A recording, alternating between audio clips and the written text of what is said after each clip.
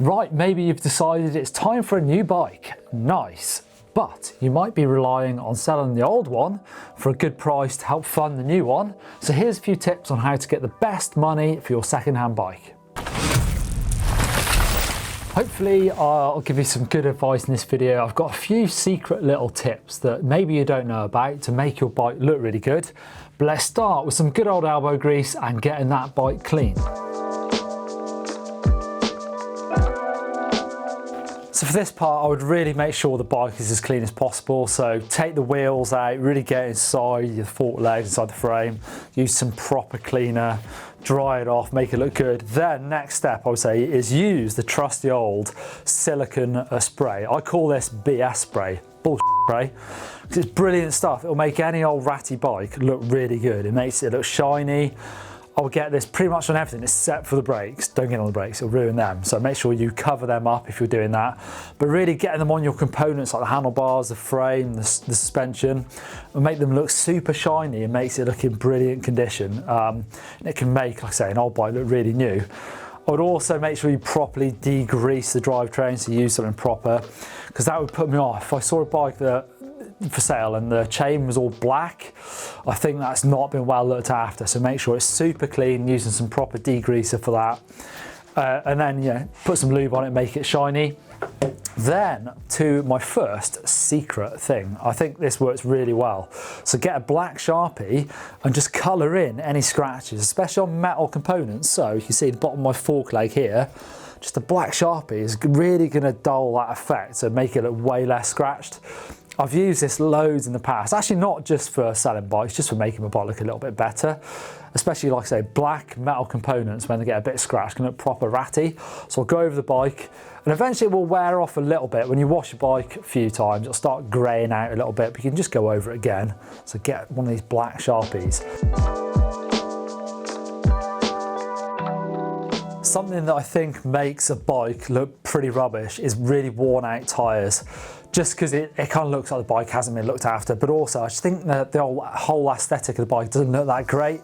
The one thing I'll say is it's probably not worth replacing the tyres, unless you've got an old set of tyres hanging around that look better than the ones that are on your bike. Then they're expensive things to put on just to sell. So I would say maybe just try and scrub them up. It will make a big difference. You'll need quite a stiff brush for this, but get a load of water on there, really scrub out the dirt, and then again, get some silicone spray, spin your wheel around, get spraying the silicone on there. Again, careful of the brakes, but just getting that sidewall nice and shiny will make that bike look $1 million.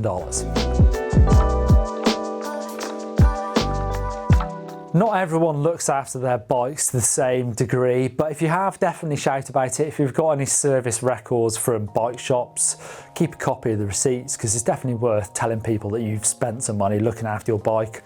Or even if you've got a sweet setup like this, maybe you haven't, this is very posh, but if you've got a good workshop at home, then maybe in your sales pictures you could take a picture of your bike in your workshop, just to kind of help convince people that you have looked after it, and tell people any major jobs that you've done on it. What are the surefire signs that a bike has been flogged to death? Well, I think when bikes are scratched all over, then it's not a great look. But you can address that with a bit of a Sharpie, bit of silicone spray. Yeah, some places, if the suspension, like stanchions, are scratched, it's not great. Maybe just try and avoid taking pictures of those. But I think the other things are bearings. If your wheel bearings sound horrible when someone spins the front wheel, or the back end of your full suspension bike is wobbling all over the place, then that doesn't look good. So if a potential buyer comes and sees those things, they're probably going to be put off a little bit. So anything major like that, I would try and deal with, even if it's just sort of repacking your bearings full of grease, because I know they can be expensive as well. Just try and deal with the worst of it, so that once you've got someone interested come to your bike, they're not put off straight away. I think honesty is the best policy when it comes to buying and selling things, but only when you've got someone on the hook, I would say. I've definitely done this recently myself as well. I just bought myself a van, and there was 30 photos, I checked them all out, loved the van, spoke to the guy, I was definitely buying the van. Only then we did a video tour of it, and he showed me a few of the scratches here and there, and I didn't mind so much, to be honest, because he was being honest. But I'd already emotionally invested. So same with bikes, same with anything. Get someone on the hook, give them some lovely photos and a great description of the bike, so they think, yes, that's the bike I want. And by the time you actually show them some of the things that maybe need a little bit of work, I think they're probably, hopefully, going to be into buying the bike anyway, so it's not going to change their mind. And like I said, I think they'll appreciate some honesty, because second-hand bikes aren't going to be perfect. If you can tell them, oh yeah, maybe this might need looking at in 6 months, or you know, I serviced suspension a year ago, so that might need doing some point in the future, then I think people will really appreciate that and think that, oh, this guy's being really honest with me. Yeah, I'll definitely buy the bike.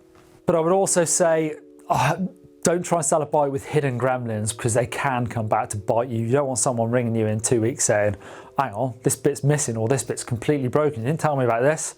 You don't really need the stress of that. So try and deal with those problems before, or just again, be super honest with the buyer. Good photos are probably the way you're going to get the best money, so take your time to get them. Be patient, make sure you clean your bike up first. Smartphones are great these days, but if you haven't got a clue, then get a mate who does to light and frame the pictures well. I think with the price, you need to set a realistic goal and what you need as well to be able to buy the new bike.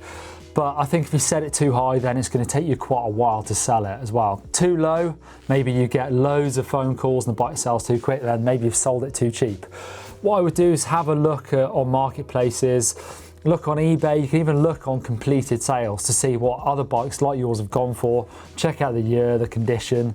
If it's any different, if yours is better, then maybe add a bit of money onto that.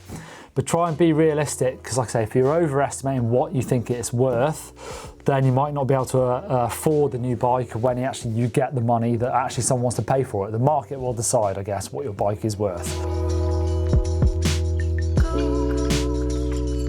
Once the bike's ready to sell, then get the word out there. Share it on social media, ask your friends to share it. And look at where you're going to sell it. I know eBay is great for getting the bike in front of lots of people all around the world, so you can choose if you want to send it as well, abroad, international. What I would say is eBay, the fees can be expensive, so even if it's free to list, definitely check out how much you're going to get charged for the bike if it sells for the price that you want it to go for. Facebook Marketplace is really good, it's completely free. I would say just be careful with giving people your address, however you sell it. This is a way that thieves actually look at getting bikes sell. Find the bikes online and then get the address of someone and come in the middle of the night. So definitely be careful with giving your address out. Maybe even meet someone at a neutral place like a riding spot or whatever. Like I said, Facebook's really good. You can even go on to some of the sales pages. There might be a local mountain bike sales page for you, so check Facebook out. There you go, there's some simple tips on how to sell your bike for the best price. If I've missed any, then definitely leave them below. I'd like to check them out and you'll be helping out the fellow viewers as well. Give us a thumbs up if you love buying a new bike.